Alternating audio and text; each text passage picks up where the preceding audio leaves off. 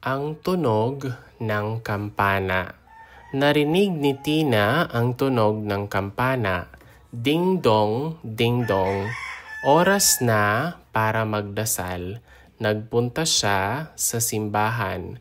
Payapa ang loob ng simbahan. Umupo siya ng tahimik. Nag-alay siya ng dasal. So ang tunog ng kampana, when we say tunog, that's like the sound. A campana is a bell. So the sound of the bell. Narinig ni Tina ang tunog ng kampana. Rinig, that means heard. So narinig, heard. So Tina heard the sound of the bell. Ding dong, ding dong. Oras na para magdasal. When we say oras, that means hour or time. So it's already time to pray. Dasal means pray. So it's already time to pray. Oras na para magdasal.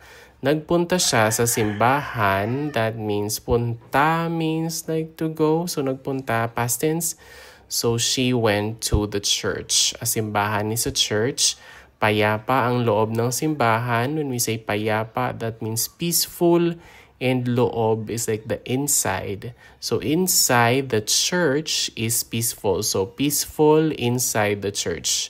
Umupo siya ng tahimik. When we say upo, that means to sit. So umupo, and then siya is he or she, and then tahimik is like quietly. So what she did was to sit there quietly. Nag-alay siya ng dasal. When we say alay, that means to offer. So she offered a prayer. So a dasal is a prayer. Ang tunog ng kampana.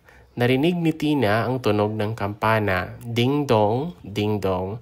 Oras na para magdasal. Nagpunta siya sa simbahan. Payapa ang loob ng simbahan. Umupo siya ng tahimik. Nag-alay siya ng dasal.